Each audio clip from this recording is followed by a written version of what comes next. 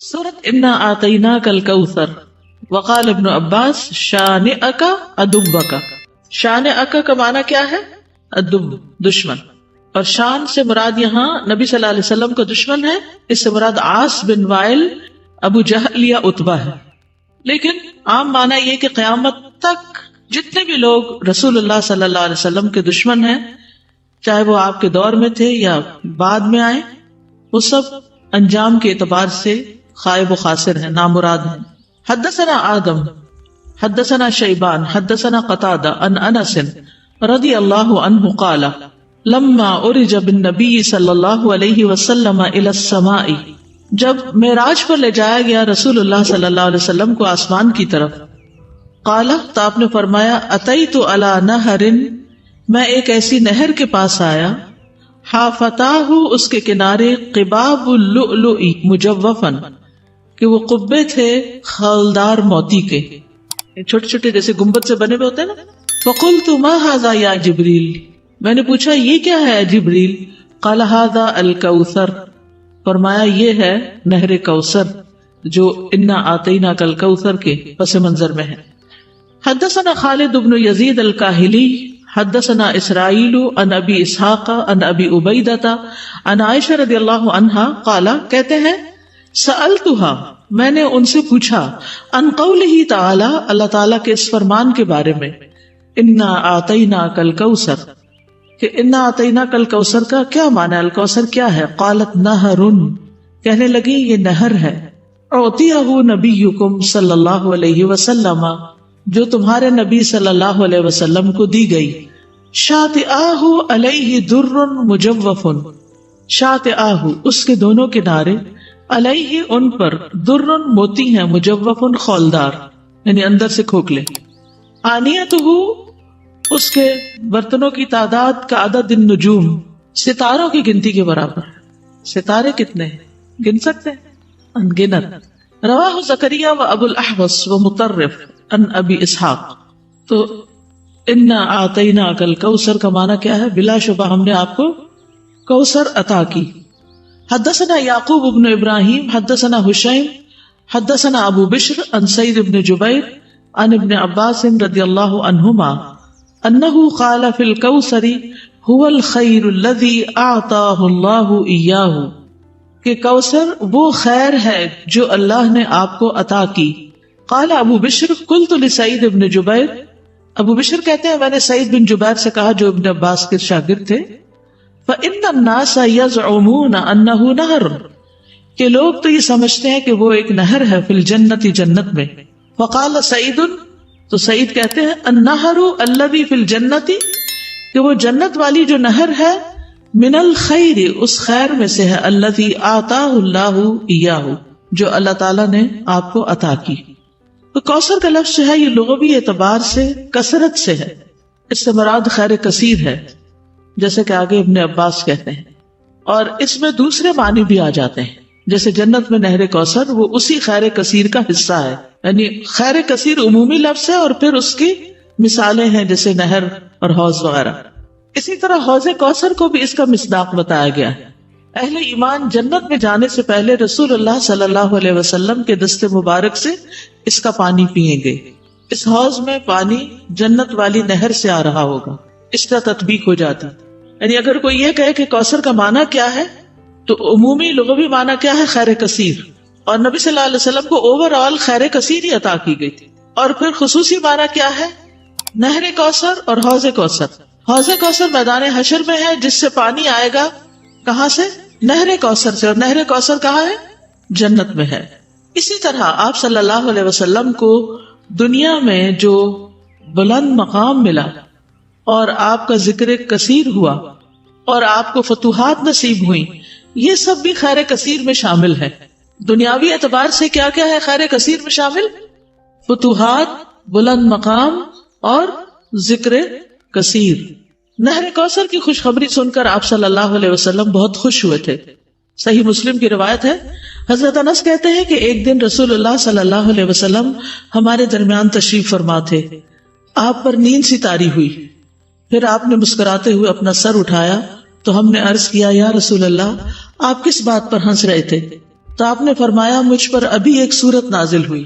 پھر آپ نے بسم اللہ الرحمن الرحیم انا اعطیناک الکوثر فصل لربک وانحر ان شانئک هو الابتر پڑھی، اور فرمایا کہ تم جانتے ہو کہ کوثر کیا ہے؟ تو ہم نے کہا اللہ اور اس کا رسول ہی بہتر جانتے ہیں. آپ نے فرمایا بے شک وہ ایک نہر ہے، مجھ سے میرے رب نے اس کا وعدہ کیا ہے، اس میں بہت سی خوبیاں ہیں. وہ ایک حوض ہے جس پر قیامت کے دن میری امت کے لوگ پانی پینے کے لیے آئیں گے. تو حوض کوثر کیا ہے، اس کی ڈسکرپشن کے بارے میں کچھ احادیث ہمیں ملتی ہیں. ہم میں سے ہر مسلمان حوض کوثر کا ذکر تو کرتا ہی رہتا ہے یا سنتا ہی رہتا ہے، لیکن اس کی بہت سی ڈیٹیلز ہمیں نہیں معلوم، تو ان کو ذرا دہرا لیتے ہیں. رسول اللہ صلی اللہ علیہ وسلم نے فرمایا میرے حوض کے دونوں کناروں کے درمیان اتنا فاصلہ ہے جتنا مدینہ اور صنعاء کے درمیان ہے. پھر اسی طرح یہ سطح زمین پر بہتی نہر ہے، اندر کھڈوں میں نہیں ہے. رسول اللہ صلی اللہ علیہ وسلم نے فرمایا مجھے کوثر عطا کی گئی، وہ ایک نہر ہے جو گویا کہ سطح زمین کے اوپر بہتی ہے. حوض کوثر کی مٹی جو ہے، آپ نے فرمایا میں نے اپنا ہاتھ اس کی مٹی میں ڈال کر دیکھا تو وہ خالص کستوری کی تھی، یعنی خوشبودار. اس میں کنکریاں بھی ہیں اور وہ اس کے موتی تھے، یعنی سطح پر ہوتی ہے نا کنکریاں پانی کی سطح پر، تو وہ موتی تھے. جنت سے آنے والے سونے اور چاندی کے 2 پرنالے ہیں جو اس میں گرتے ہیں. اس سے یہ ترغیب اور ترغیب سے، یعنی 2 پرنالے جو جنت سے پھوٹتے ہیں، ایک چاندی کا اور ایک سونے کا، وہ اس حوض میں گرتا ہے. حوض پر سونے اور چاندی کے برتن ہیں. اللہ کے نبی صلی اللہ علیہ وسلم نے فرمایا تم دیکھو گے کہ حوض کوثر پر سونے چاندی کے آبخورے ہوں گے جن کی تعداد آسمان کے ستاروں کی برابر ہے یا ان سے زیادہ بھی روایت میں آتا ہے. اور پھر وہ برتن جنت کے برتنوں میں سے ہوں گے. کسی نے عرض کیا یا رسول اللہ حوض کے برتن کس طرح کے ہوں گے؟ آپ نے فرمایا اس ذات کی قسم جس کے ہاتھ میں میری جان ہے، اس کے برتن آسمان کے ستاروں سے بھی زیادہ ہوں گے، ستارے بھی ایسی اندھیری رات کے جس میں بالکل بادل نہ ہوں. پھر وہ برتن جنت کے برتنوں میں سے ہیں. اس کا پانی ٹھنڈا، میٹھا اور خوشبودار ہے. رسول اللہ صلی اللہ علیہ وسلم نے فرمایا میرا حوض عدن اور عمان کے درمیانی فاصلے جتنا ہے. حوض کا پانی برف سے زیادہ ٹھنڈا، شہد سے زیادہ میٹھا، مسک سے زیادہ خوشبودار، اس کے آبخورے آسمان کے ستاروں کے برابر ہیں. اور ایک جگہ دودھ سے زیادہ سفید بھی آتا ہے. آئس کریم کیا چیز ہے اس کے مقابلے میں؟ جو ایک گھونٹ بھی پی لے گا کبھی پیاسا نہ ہوگا، اس کے چہرے کا رنگ کبھی سیاہ نہ ہوگا. سبحان اللہ، یہ تاثیر ہے اس کی. دنیا میں کئی ٹوٹکے کرتے رہتے ہیں، یہ کھا لو، وہ پی لو، یہ لگا لو تاکہ رنگ صاف ہو جائے. اس کا ایک گھونٹ پی کر انسان خوبصورت ہو جائے گا. اس نہر پر پرندے بھی ہیں، فرمایا ان کو کھانا اس سے بھی زیادہ خوشگوار ہوگا. لیکن کچھ لوگ حوض کوثر سے محروم رہ جائیں گے. وہ کون ہیں؟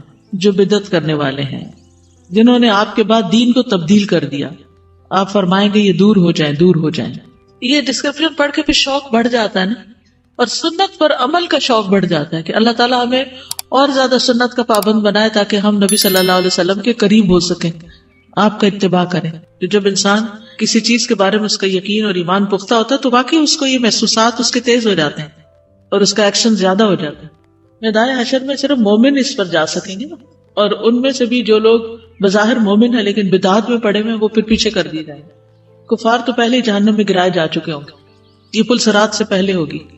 سورۃ قل یا ایھا الکافرون، قل یا ایھا الکافرون جو ہے تعدل ربع القرآن، چوتھائی قرآن کے برابر ہے. شرک سے بری کرنے والی سورت ہے.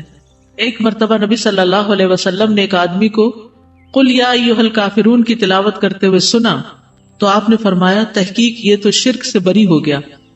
یقال لکم دینکم، تمہارے لیے تمہارا دین، یعنی الکفر، تمہارا دین کیا ہے؟ کفر. ولی دین، اور میرے لیے میرا دین الاسلام، میرا دین کیا ہے؟ اسلام. ولم یقل دینی، یہ نہیں کہا دینی، ولی دینی نہیں کہا، دینکم تو کہا، دینی نہیں کہا. لأن الآیات بالنون، کیونکہ اس سورت کے آخر میں نون والی آیات آ رہی ہیں. فحذفت الیاء، تو یا محذوف کر دی گئی. کما قال، جیسے کہ فرمایا یہدینی ویشفینی. وقال غیرہ لا اعبد ما تعبدون الآن ولا اجیبکم فیما بقی من عمری. لا اعبد ما تعبدون کا یعنی میں اس وقت بھی جس کو تم پوچھتے ہو نہیں پوچھتا، اور نہ ساری زندگی اس کو پوچھوں گا. یہ مطلب ہے، یعنی الآن اب، ولا اجیبکم فیما بقی من عمری ولا انتم عابدون ما اعبد، اور نہ تم عبادت کرنے والے ہو جس کی میں عبادت کرتا ہوں. وَهُمُ الَّذِينَ اور وہ لوگ ہیں قالا کہا وَلَا يَزِيدَنَّ كَثِيرًا مِّنْهُمْ مَا أُنزِلَ إِلَيْكَ مِن رَّبِّكَ طُغْيَانًا وَكُفْرًا کہ ضرور بڑھا دے گا ان میں سے بہتوں کو جو نازل کیا گیا آپ کی طرف تیرے رب کی طرف سے سرکشی اور کفر میں. مطلب یہ کہ یہ جو بات ہے نا کن کافروں کو خطاب ہے جن کے حق میں اللہ تعالیٰ نے یہ بات فرمائی ہے. کون سی بات؟ وَلَا يَزِيدَنَّ كَثِيرًا مِّنْهُمْ مَا أُنزِلَ إِلَيْكَ مِن رَّبِّكَ طُغْيَانًا وَكُفْرًا یعنی وہ کچھ سمجھیں گے نہیں بلکہ کفر اور سرکشی میں بڑھتے جائیں گے. تو ایسے لوگ جو ہیں وہ کبھی بھی وَلَا أَنتُمْ عَابِدُونَ مَا أَعْبُدُ نہیں ہو سکتے. یعنی دو طرح کے لوگ ہوتے ہیں نا، ایک وہ کہ جو کفر پر ہوتے ہیں لیکن جب بات سمجھائی جائے تو سمجھ جاتے ہیں، ایمان لے آتے ہیں، اور دوسرے وَلَا يَزِيدَنَّ كَثِيرًا مِّنْهُمْ مَا أُنزِلَ إِلَيْكَ مِن رَّبِّكَ طُغْيَانًا وَكُفْرًا ان کے کفر اور سرکشی میں اضافہ ہی ہوتا چلا جاتا ہے. تو ایسے کافروں کو خطاب کیا جا رہا ہے، ہر کافر کو نہیں. ٹھیک ہے، یعنی جب ہم یہ کہتے ہیں نا قُلْ يَا أَيُّهَا الْكَافِرُونَ تو اس سے مراد وہ پکے کافر ہیں جو کسی صورت ماننے والے نہیں، بلکہ وہ تو کیا چاہتے ہیں کہ ہم بھی کفر اختیار کریں. وَدُّوا لَوْ تُدْهِنُوا وَيُدْهِنُونَ. اس صورت میں اللہ تعالیٰ نے دو ٹوک الفاظ میں فیصلہ کر دیا ہے. کیا کہ مشرکین جو ہیں ان کو ان کے معبود مبارک ہوں اور مسلمان کسی قیمت پر ان کے معبودوں کے آگے نہیں جھک سکتے. یعنی شرک کے معاملے میں کوئی رواداری نہیں ہے. یہاں بھی امام بخاری کوئی مرفوع حدیث نہیں لے کر آئے، لیکن یہ یاد رکھیے کہ رسول اللہ صلی اللہ علیہ وسلم اس سورت کو اور قل هو اللہ کو سنتوں میں پڑھتے تھے. کون کون سی؟ فجر کی اور مغرب کی اور طواف کی. سورت اذا جاء نصر اللہ، سورة النصر. حدثنا الحسن بن الربيع حدثنا ابو الاحوص عن الاعمش عن ابي الضحى عن مسروق عن عائشة رضي الله عنها قالت ما صلى النبي صلى الله عليه وسلم صلاة نہیں پڑھی نماز نبی صلی اللہ علیہ وسلم نے بعد ان نزلت علیہ اس کے بعد کہ آپ پر یہ سورت نازل ہوئی اذا جاء نصر اللہ والفتح الا یقول فیہا مگر آپ اس میں کہا کرتے تھے سبحانک ربنا وبحمدک اللہم اغفر لی. یہ دعا پڑھتے تھے پاک ہے تو اے ہمارے رب اور ساتھ تیری تعریف کے اے اللہ مجھے بخش دے. کہاں پڑھتے تھے؟ رکوع اور سجود میں. شابش.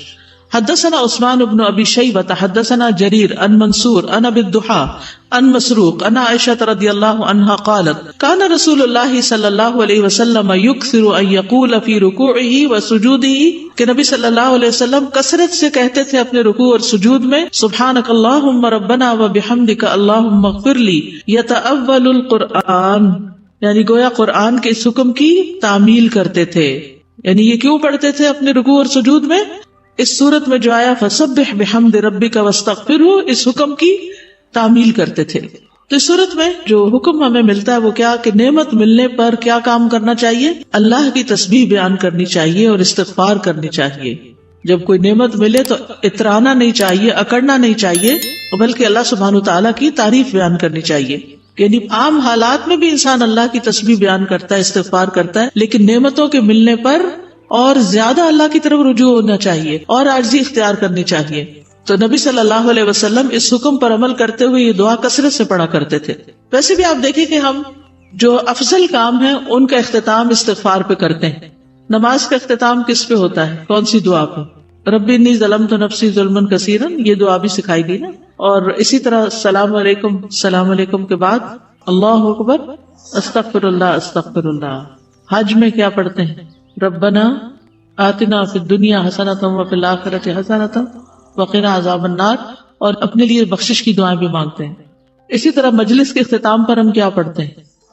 سبحانک اللہم وبحمدک اشہد ان لا الہ الا انت استغفرک واتوب الیک. خاص طور پر اگر کوئی مشن مکمل ہو، جیسے آپ لوگوں کا کورس مکمل یا اور اسی طرح کا کوئی آپ کو اچیومنٹ ہو زندگی میں، تو اس موقع پر انسان کو استغفار کرنی چاہیے اور اللہ کی تعریف کرنی چاہیے، پاکی اللہ کی بیان کرنی چاہیے اور اپنی غلطیوں کا اعتراف کرنا چاہیے. کیوں؟